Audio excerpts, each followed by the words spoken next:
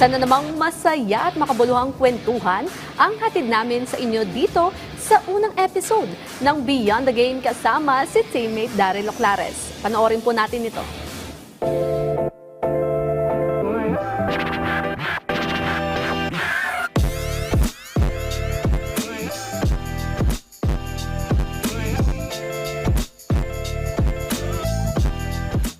Magandang araw teammates at welcome sa Beyond the Game with yours truly teammate Daryl Oclares. Para sa ating buenamanong episode, makasama natin ngayon ang kauna-unahang female referee na nag-officiate sa laro sa Philippine Basketball Association o PBA na si Miss Janine Nicando. Magandang araw po Miss Janine, welcome po sa Beyond the Game. Magandang araw din naman, Daryl. Dapat pala magpakabait tayo with Miss Janine, no? Baka ma-eject tayo, ma-technical foul tayo ng di orasita. Pero Miss Janine, no? Kayo na lang po yung natatanging female referee ngayon sa Philippine Basketball Association. Gaano naman po kahirap? Kumusta po yung trabaho niyo so far as a referee po? So, mahirap pero nag-enjoy, masaya. Yan. Pero yung, kumbaga, female referee, kumbaga, ang lagi nyo pong na-encounters, of course, yung mga players po on the court. Kumbaga, paano nyo po hina-handle? Kasi usually, mga players po yan, never po yung umamin sa mga fouls nila na, hindi yan foul, bakit yan foul? Paano nyo po hina-handle yung mga ganong klaseng mga nagreklamong players? Okay, so yung mga players naman, yes, karamihan hindi umaamin, pero may mga players na umaamin naman talaga. So, and natutuwa kami pag may ganon, di ba? As a referee, mas nabuboost yung confidence. So how we handle the players, it's always depends on their action. So depende kung paano nila kami kausapin. So ganun. Pero yun di natin naiwasan to, no? Lalo na pag sobrang init tong laban, talagang may mga players ka na na-encounter, parang talagang galit sa'yo mag-approach, di ba? May mga ganong klaseng players, pero either players or coaches, may mga instances na ba na, kumbaga, nakaaway mo na yung players due to a call na tinawag mo sa isang PBA game? Away hindi naman. So, at first, pag may concern sila, syempre, papaliwanag namin kung ano yung nakita namin, di ba? So, if hindi pa rin sila naniwala or may sinabi na hindi magandang pakinggan or foul words na sa amin, that's the time na we give warning or technicals. Ito naman po, siyempre, you're the only female referee sa PBA, no? Kumbaga, may mga open ba na nakakatanggap ka ng, kumbaga, discrimination, lalo na this is a male-dominated sport and napakarami pa rin tayong mga kababayan dyan, mga basketball fans usually na nag-discriminate for a female referee. Kumusta naman po yung perception nila sa'yo and how do you handle po this kind of discrimination which is bad, by the way, for anything, kahit sa lahat naman po ng bagay, di lang sa sports? Yung discrimination, siguro naramdaman ko lang siya nung early years ko sa PBA. So, sa ngayon, wala pa, hindi ko pa naman siya ulit nararamdaman or siguro nasanay na yung mga tao, yung mga players. So, wala na akong masyado naririnig na discrimination. Ano naman reaction mo, Ms. Janine? Of course, yung mga fans natin sa PBA, napakarami niyan na nagko-comment. Every time natatalo yung koponan nila, lagi nilang akin ang comment, niluto daw ng mga referee yung mga laro. Ano naman reaction mo doon? May nangyari bang doon? Ano ba yung mga nangyari bang reaction ng mga referees pagdating pag nababasa nila yung mga ganong klaseng comments online? Ako wala na akong parang over na magre-react sa mga ganon. Hindi na. Kasi alam ko yung mga kasama ko, alam ko yung trabaho namin, and para isipin pa yung mga ganong sinasabi nila is hindi na makaka-help.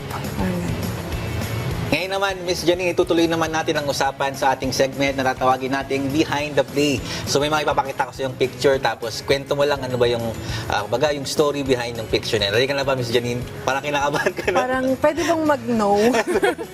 Ako baka mag-no kasi baka naman bigyan mo ko ng technical foul, Ma'am Janine, pag di mo gusto yung nakuha mong picture. Wala na, nandito na ako. Ms. Janine, ang ating first picture, ito po. Ayan. Okay.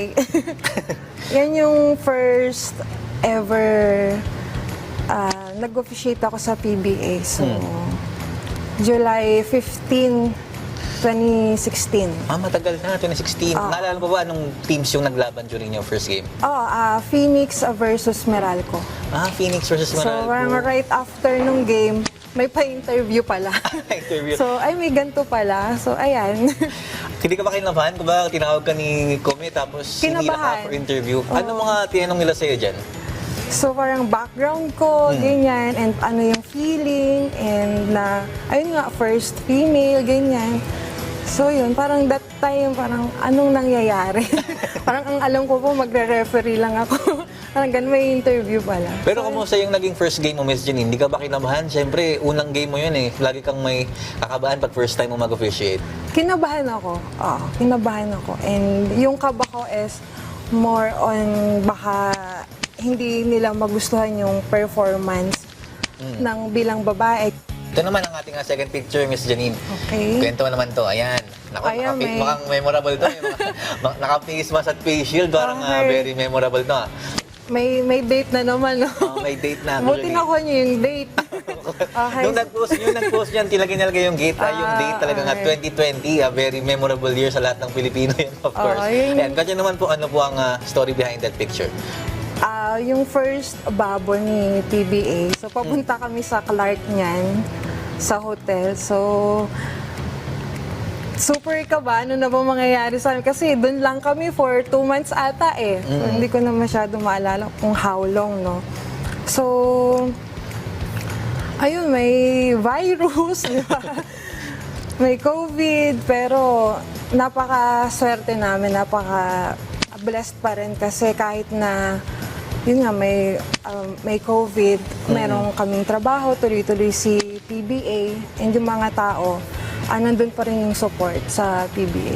Ito naman, ang inyong pang third picture. Kanya naman po yung behind the plate. Itong picture po na ito. May like sign. No? Gusto May like ko pa. tong picture na nakuha mo, ha. So, Yan pala yung ayan. nagustuhan nyo doon sa dalawa. So, ayun, ano to, World Cup. Ayan, sa MOA to, MOA Arena. So, ayun, isa pang opportunity na dumating, no?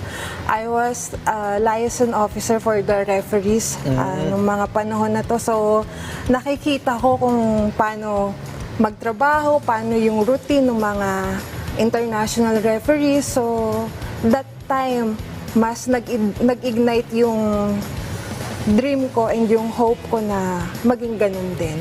So, May mga nakita po ba kayong dyan, mga idol nating basketball players? Nakapagka-picture din po ba kayo sa Ang dami sa World Cup. nakita, marami talaga. Marami akong nakitang mga sikat na basketball players. Pero hindi ako kapag pa-picture sa kanya, sa referees ako nagpa-picture.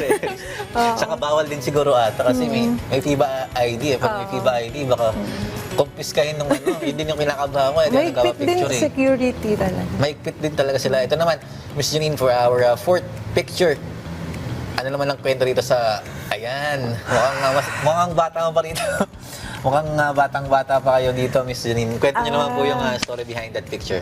Kung tama yung pagkakatanda ko, no, Gary, D-League referees pa ata kami dito. Actually, may mga tatak yung So, polo shirt. part 2 ng training program bago ka makapag-officiate sa PBA, no? So, ayan, nandiyan pa si Ate Mau, sila Johnson, ayan. So, yung mga panahon na nagte-training pa, di ba? Pero nung nagsimula po kayo sa PBA D-League, talagang inaspire niyo na po talaga makapasok dun sa PBA po talaga? Oo, yun na talaga yung goal. Nung nag-apply ako sa PBA, ang goal talaga is PBA. So, it's part of the process lang din talaga. Alright, for our, I think last picture na po ito, ang ating, so dati ka makita, excited na po ako dito sa last picture kasi ito po Excited yung, ka, kinakabahan ito ako. po yung pinakamalalim ko na nahanap po sa profile po ninyo sa my Facebook. Ayan.